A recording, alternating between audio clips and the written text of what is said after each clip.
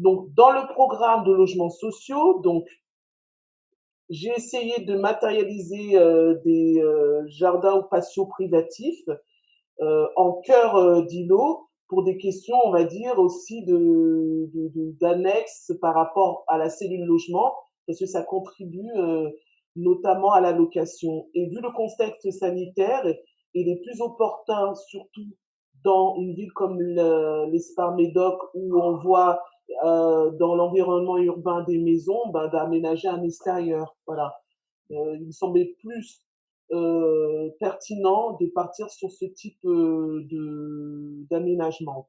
Donc, 5 unités bâties qui sont conçues sur une trame de 6 mètres 48, pardon, des typologies proposées comme des maisons de ville hein, mitoyennes, pour en partie en R+1, organisées autour des patios privatifs, aussi pour amener la lumière ici. Donc, ça me permettait ici d'amener la lumière sur les patios privatifs et ça me permettait en même temps de créer une ventilation naturelle. Par contre, D'accord.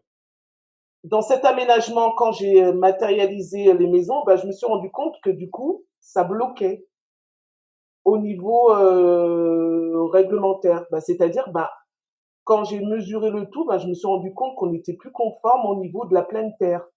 Parce on était en dessous des 205 mètres carrés demandés. Voilà. C'était à combien? Oui, ben, j'étais à peu près à 195. Parce que pourquoi? Parce que c'est le recul qui fait que pour préserver les végétaux et l'aménagement des stationnements. Et si je voulais maintenir justement les jardins, ben du coup, ben les jardins s'inscrivant, ben si je remplace par exemple un des jardins par de la pleine terre, ben oui, là je suis conforme, mais j'ai plus de jardin pour le logement. Ah, d'accord, parce que Hmm. les jardins ne sont pas considérés comme des pleines terres, quoi. Non, Ah, d'accord. Il faut que ce non, soit des pleines terres publiques, en fait. exactement, en extérieur, tout à D'accord. fait, Bon, après, ça, c'est peut-être des choses qu'on peut voir avec la mairie. tout à fait. Si vous souhaitez obtenir 7 heures de formation gratuite sur la promotion immobilière ou le marchand de biens, vous avez un lien en dessous, vous inscrivez et un conseiller va vous recontacter pour vous donner vos identifiants de connexion. Attention, indiquez bien vos coordonnées de contact, sinon personne ne pourra vous recontacter. Allez, à très vite. Donc, je vous rappelle qu'une chambre, c'est minimum 9 mètres carrés, mais il est toujours mieux d'être à 10 mètres carrés pour des questions d'habitabilité et de confort d'usage.